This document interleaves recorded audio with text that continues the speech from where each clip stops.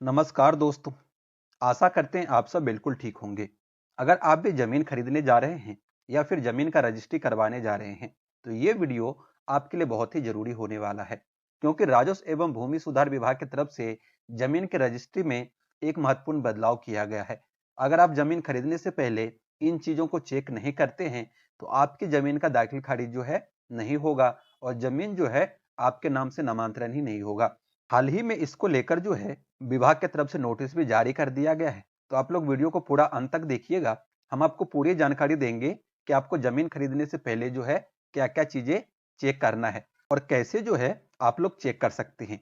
पूरी प्रक्रिया जो है इस वीडियो में बताएंगे। उससे पहले अगर आप लोगों ने अभी तक वीडियो को लाइक नहीं किया है तो वीडियो को लाइक कर दीजिएगा। चैनल पर पहली बार आए हैं तो चैनल को सब्सक्राइब कर लीजिएगा और इस वीडियो को ज्यादा से ज्यादा लोगों तक शेयर कीजिएगा। दोस्तों, अब आप लोग देखेंगे कि मेरे पास में जो है ये नोटिस है जो राजस्व एवं भूमि सुधार विभाग की तरफ से जारी किया गया है। देखेंगे यहाँ पर लिखा है कि जमीन खरीदने से पहले जो है आप लोगों को इन बातों का ध्यान रखना है कि क्या जमीन विक्रेता की जमाबंदी जो है ऑनलाइन है, यानी कि जिससे आप जमीन खरीद रहे हो, जो जमीन आप खरीद रहे हो, क्या वो जमाबंदी जो है ऑनलाइन है कि नहीं है। ये चीजें आपको चेक कर लेना है। अगर आप चेक नहीं करते हैं और उस जमीन का जमाबंदी जो है ऑनलाइन नहीं है तो जब भी आप अपने जमीन का दाखिल खारिज करवाएंगे तो आपके जमीन का जो है दाखिल खारिज होगा ही नहीं, क्योंकि अब जो है दाखिल खारिज ऑनलाइन पोर्टल के माध्यम से ही किया जाता है और वहां पर जो जमीन ऑनलाइन उपलब्ध है उसी का दाखिल खारिज होता है।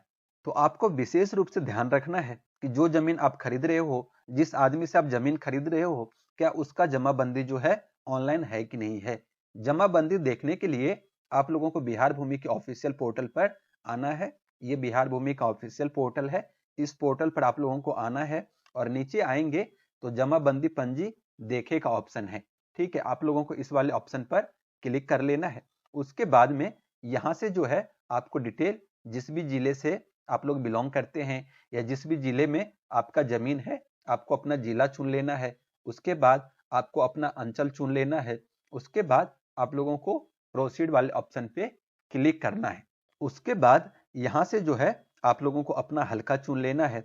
उसके बाद में यहाँ पर आपको अपना मौजा चुन लेना है। जिस भी मौजा से आप लोग बिलोंग करते हैं वो आपको चुन लेना है। उसके बाद में जमाबंदी जो है आप लोग कई सारे माध्यम से ढूंढ सकते हैं। यहाँ पर देखेंगे कई सारे ऑप्शन दिया हुआ है। आप रैयत के नाम से खोज सकते हैं, खाता नंबर से खोज सकते हैं, समस्त पंजी 2 के नाम से खोज सकते हैं या फिर प्लॉट नंबर से खोज सकते हैं, जमाबंदी संख्या से खोज सकते हैं। जो भी डिटेल आपके पास में उपलब्ध हो आप उसके माध्यम से आपको उस वाले ऑप्शन पे जो है क्लिक कर लेना है। मान लीजिए आपके पास में जमाबंदी नंबर है तो आपको जमाबंदी वाले ऑप्शन पे क्लिक कर लेना है।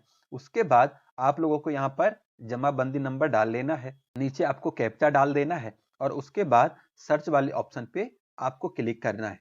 अब इस तरीके से जैसे आप सर्च करेंगे तो नीचे देखेंगे आपके जमीन का डिटेल जो है यहाँ पर आ गया है। अगर आपका जमाबंदी जो है ऑनलाइन है तो आपकी जमीन का डिटेल जो है आपके पास कुछ इस तरीके से दिख जाएगा और ये व्यू वाले ऑप्शन पे क्लिक करके आप लोग अपना जो है जमाबंदी कुछ इस तरीके से आप लोग देख सकते हैं। यहाँ पर देखेंगे ये जमाबंदी पंजी है और यहाँ पर आपके पूरे जमीन का जो है डिटेल दिया हुआ है। तो आपको ये चीजें चेक कर लेना है।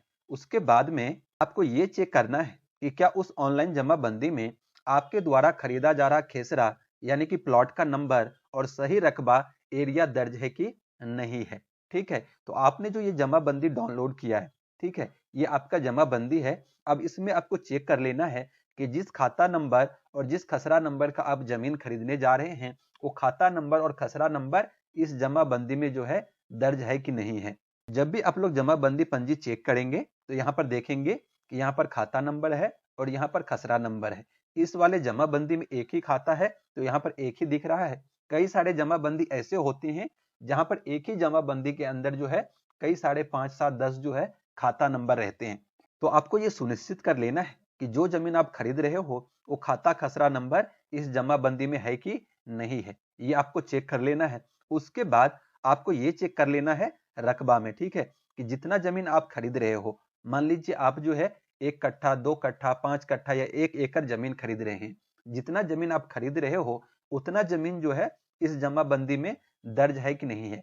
उस वाले खाता खसरा के सामने जो है जो खाता खसरा का जमीन आप खरीद रहे हो उसमें उतना जमीन है कि नहीं है, आपको ये सुनिश्चित कर लेना है। अगर वहां पर प्रॉपर जमीन की एंट्री नहीं है, प्रॉपर जमीन यहाँ पर नहीं चढ़ा हुआ है, मान लीजिए कि आप 5 कट्ठा जमीन खरीद रहे हैं और यहाँ पर जो है जमाबंदी में 4.5 कट्ठा ही है, तो जब भी आप दाखिल खारिज करवाएंगे तो सिर्फ 4.5 कट्ठा ही आपके नाम से जमीन का नामांतरण होगा, या फिर आपके नाम से जमीन का दाखिल खारिज होगा ही नहीं। तो आप लोगों को इस लफड़े में नहीं फंसना है, इस परेशानी में आपको नहीं उलझना है। आपको ये चीजें जमीन खरीदने से पहले ही चेक कर लेना है कि जमाबंदी ऑनलाइन है कि नहीं है, और जमाबंदी अगर ऑनलाइन है तो उसमें वो खाता खसरा नंबर है कि नहीं है जो आप लोग खरीदने जा रहे हैं, और उस खाता खसरा में वो रकबा उसमें है कि नहीं जितना आप जमीन खरीदने जा रहे हैं। ये चीजें आपको चेक कर लेना है। उसके बाद में आपको ये सुनिश्चित करना है कि क्या विक्रेता के स्वयं अपने नाम से ही ऑनलाइन जमाबंदी है। जिस व्यक्ति से आप जमीन खरीद रहे हो आपको ये चेक करना है कि क्या उसी व्यक्ति के नाम से वो जमाबंदी है। जो आदमी आपका जमीन लिखेगा, जो आदमी आपको जमीन बेच रहा है, क्या उसी के नाम से वो जमाबंदी है। जमाबंदी में देखेंगे सबसे ऊपरी जो है यहाँ पर रैयत का नाम जो है लिखा रहता है। मैंने यहाँ पे थोड़ा सा ब्लर किया हुआ है सिक्योरिटी रीजन की वजह से, तो आप लोग देखेंगे यहाँ पर जो है जमाबंदी में रैयत का नाम लिखा रहता है। तो आपको ये सुनिश्चित करना है कि जिस व्यक्ति से आप जमीन खरीद रहे हो क्या जमाबंदी जो है उसी के नाम से है कि नहीं है। और अगर मान लीजिए कि जमाबंदी जो है उस व्यक्ति के नाम से नहीं है जिससे आप लोग जमीन खरीद रहे हैं, ठीक है, उसके दादा के नाम से है, पिताजी के नाम से है, उनके पूर्वजों के नाम से है, तो आपको क्या करना है कि उस जमीन के जितने भी हिस्सेदार है सबका आपके पास में लिखित सहमति होना चाहिए, तभी जाकर जो है आपके जमीन का सही तरीके से दाखिल खारिज हो पाएगा। ठीक है, आप लोगों को एक चीज और सुनिश्चित करना है कि जब भी आप लोग जमीन खरीदें तो आपको ये चेक करना है कि जिस व्यक्ति से आप जमीन खरीद रहे हैं उसके पास में जमीन का ओरिजिनल पेपर है कि नहीं है, और अगर ओरिजिनल पेपर नहीं है तो उस जमीन का रसीद है कि नहीं है। ये सारे चीजें आपको जमीन खरीदने से पहले जो है चेक करना अनिवार्य है। अगर आप ऐसा नहीं करते हैं, जमीन खरीदने से पहले आप ये सब चीजें चेक नहीं करते हैं, तो जब भी आप जमीन का दाखिल खारिज करवाएंगे, रजिस्ट्री के बाद में जब आप लोग दाखिल खारिज के लिए आवेदन करेंगे तो बहुत सारी परेशानियों का जो है आपको सामना करना पड़ेगा। आप लोग देखेंगे इस नोटिस में नीचे जो है राजस्व एवं भूमि सुधार विभाग की तरफ से बताया गया है कि अगर आप ऐसा नहीं करते हैं, जमीन खरीदने से पहले जो है इन सारे चीजों को चेक नहीं करते हैं, तो समझ लीजिए कि आप जमीन नहीं विवाद खरीदने जा रहे हैं। तो जब भी आप लोग जमीन खरीदें आप लोगों को ध्यान रखना है कि जमीन खरीदने से पहले जो है ये सारे चीजें आपको चेक कर लेना है। चेक कैसे करना है हमने ऑलरेडी आप लोगों को वीडियो में बता दिया है। आप लोग बिहार भूमि के ऑफिशियल पोर्टल पर आकर ये सारी जानकारी जो है चेक कर सकते हैं। अगर आप लोगों को कहीं पे कोई कंफ्यूजन हो तो आप हमें कमेंट के माध्यम से पूछ भी सकते हैं। तो दोस्तों आज के वीडियो में ये था कुछ महत्वपूर्ण जानकारी। उम्मीद करते हैं कि आप लोगों को वीडियो अच्छा लगा होगा, तो आप लोग वीडियो को लाइक कर दीजिएगा। चैनल पर पहली बार आए हैं तो चैनल को सब्सक्राइब कर लीजिएगा और इस वीडियो को ज्यादा से ज्यादा लोगों तक शेयर कीजिएगा ताकि ये महत्वपूर्ण जानकारी उन सभी लोगों तक पहुंचे। तो चलिए जल्दी मिलते हैं एक नए वीडियो के साथ, तब तक के लिए धन्यवाद।